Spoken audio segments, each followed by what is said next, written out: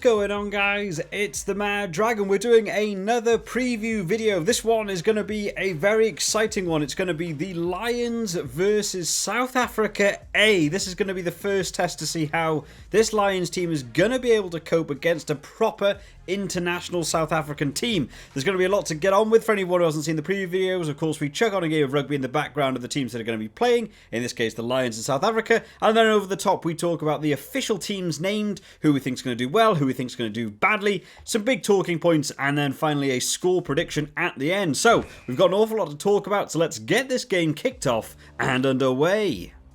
Alrighty guys, here we are at the Union Stadium. So of course, like I've done for the rest of these Lions videos, we let them run a little bit longer, we get a bit more of a build up. Here we are all in the tunnel, getting ready to come out. It's a rainy day here in the South Africa game, in the actual game itself. Like we have done for the other games, I of course have changed this team up a little bit, boost some team chemistry, get some of the players used to playing with other players. It quite literally makes the Lions team better the more games we play, as it sort of happens in real life with building the team chemistry, and I feel it's a lot more fun to do it that way.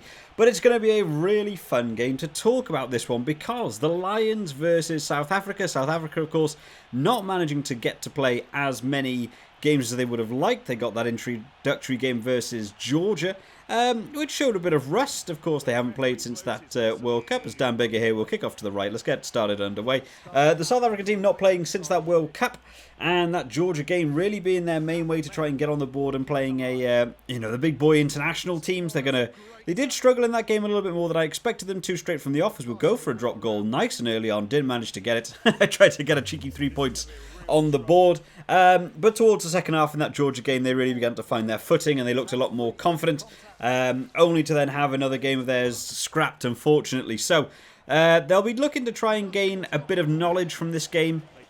Try and get some more experience on the pitch and what it's going to be like. Of course, we have the 3 proper tests coming up still.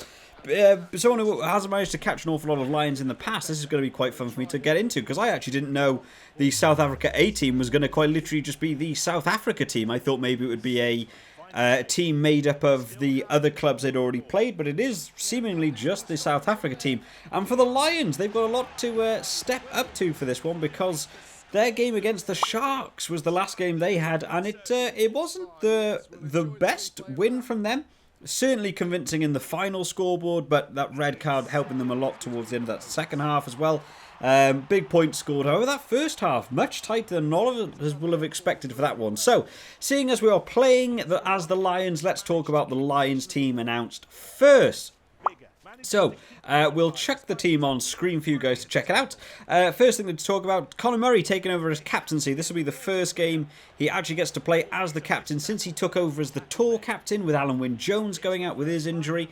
There is talk about that he might actually make his way back in, but for now Conor Murray's going to take over as captain. So we'll cut out Conor Murray here. We don't need to see Conor Murray's face for the whole video, but we'll talk about this team. So, starting off in the front row, Wynne-Jones, Ken Owens, Kyle Sinclair. I don't think that's going to be a bad front row, in all honesty. There's a lot of potential here for this to work well for them. I don't know if anything has happened to Tyg Furlong. However, Kyle Sinclair's scrum work has been really good recently. And I think it's probably not a bad move to have him in at that tight head position. We certainly saw in that Georgia game that the South African scrum can crumble if you apply the pressure, and I think it's worth having solid scrummagers in. Wynne-Jones has recently been doing very well in that Six Nations scrummaging, as well as just on-field play with turnovers. Kyle Sinclair, one of the real strengths in his game now is that scrum, and Ken Owens really has very few issues to talk about across the board, really. So that's a really solid front row, so hopefully they'll work quite well together. Maro Itoje and Ian Henderson going to take the 4-5 lock departments. I like seeing Ian Henderson at 5. I think that'll work well for them. Maro Itoje did come down with a little injury earlier in the week, so it's nice to see that he's actually going to make this team and get in. This is obviously a team, they don't want South Africa having a lot of ball already here. We've seen Wynne-Jones good on the breakdown situation, Maro Itoje good on the breakdown, and Ian Henderson. So already in this front 5, there's going to be 3 players there built to try and win the ball back for the Lions. So I don't think it's a bad setup at all. As we throw the ball a million miles in the line out there. Absolutely brilliant. I love that glitch in this game.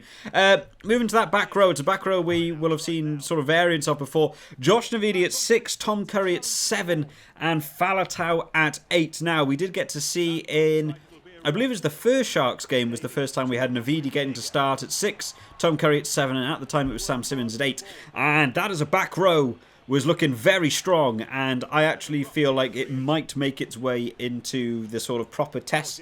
Josh Navidi and Tom Curry, yet again, two very good players in terms of the tackle, defensive rate, and the breakdown area are very, very solid. So they'll be working well. And Talupe Falatau, very good at the back of that scrum in terms of running with the ball in hand and playing out wide when you need him to as a bit of a loose number 8. So I think it's solid. I think they've gone for some big boys here. They're not messing about. They're going to want to try and dominate that scrum if possible. We know how much of a utilised area that is for South Africa, as well as the Mauls. As Dan Big will go for a drop goal. He might actually get this one. Yes, he will.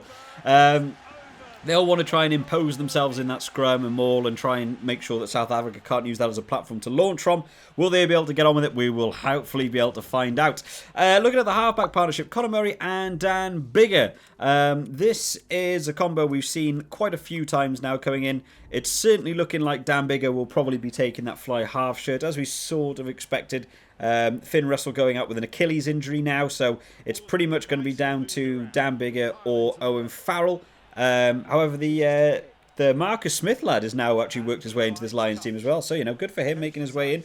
Big step up for him. I did see that in the international game we had on the weekend. He been called up to the Lions. So it's a partnership that works well. Both players are pretty solid. You know what you get from them. So I think they just wanted a bit more experience in this 9-10 combo. I think it'll work well for them. And then moving backwards into this sort of back row here. Josh Adams at 11.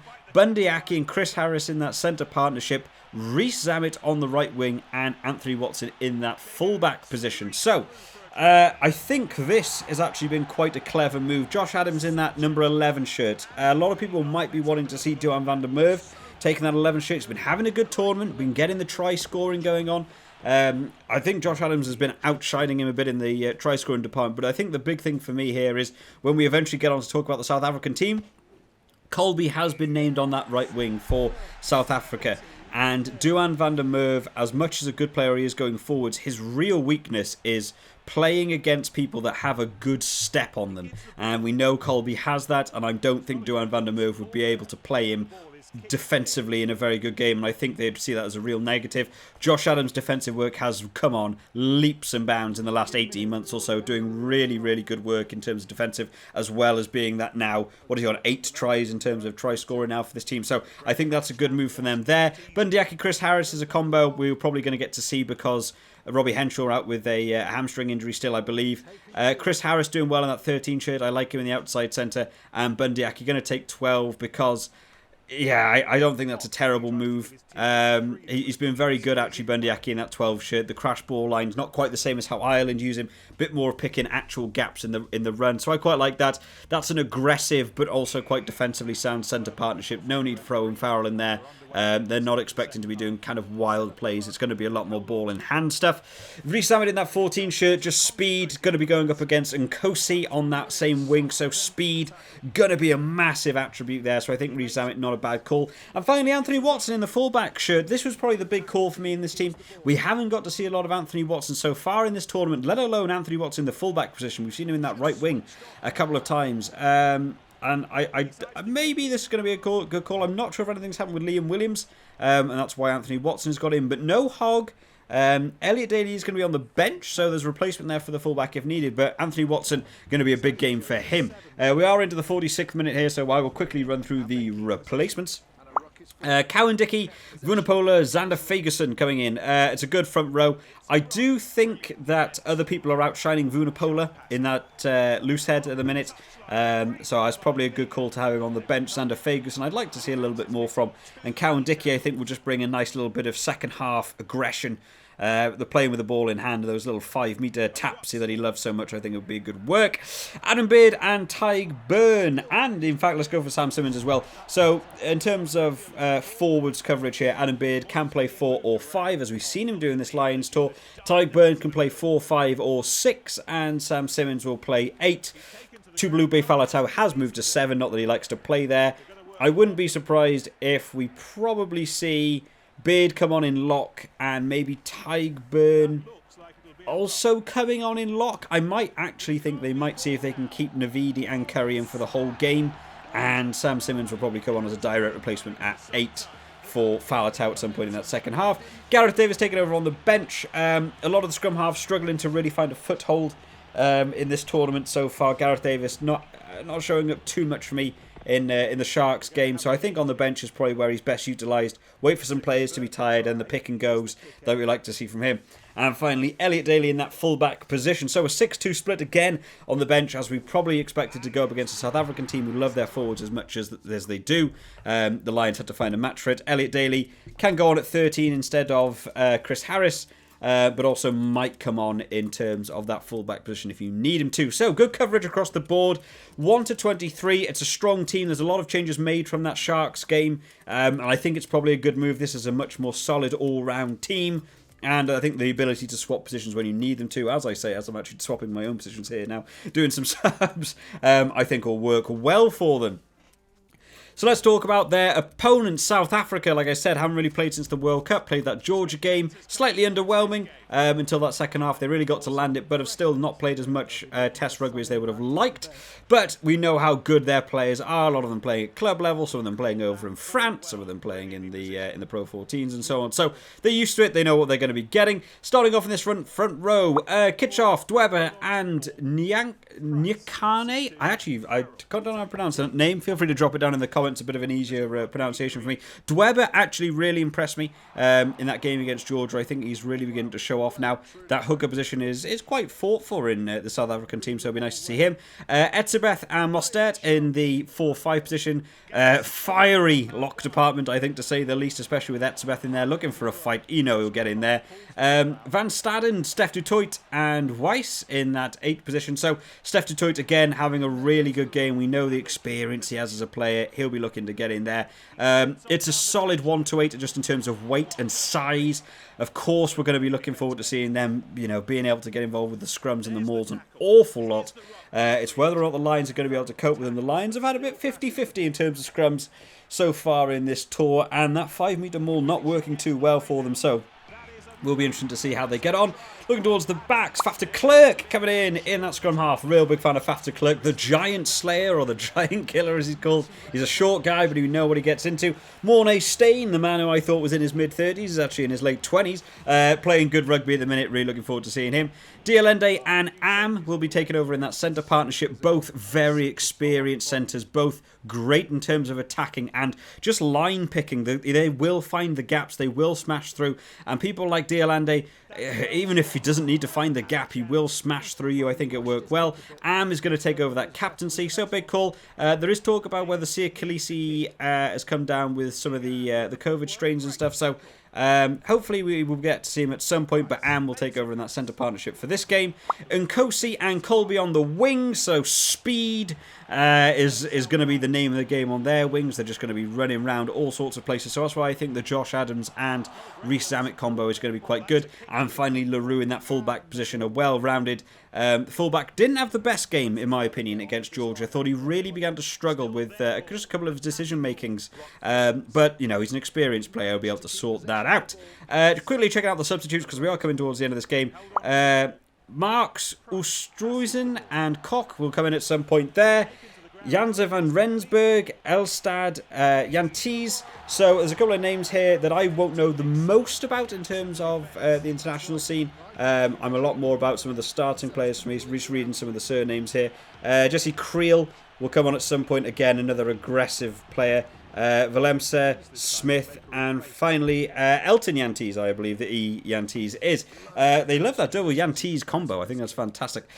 So, again, 1-23, looking good. The thing for me will come down to this game is the rust that South Africa may have.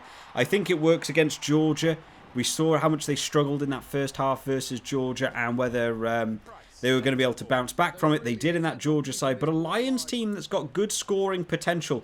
I don't think they can afford to be too rusty against, but we do know how much they love their forwards. The Lions are going to try and match their forwards, and there's some big try-scoring opportunity players in there. People like Reece Zammit, they only need one little breakaway run. Josh Adams is now on 8 tries in the tournament. So the potential is there for a Lions win.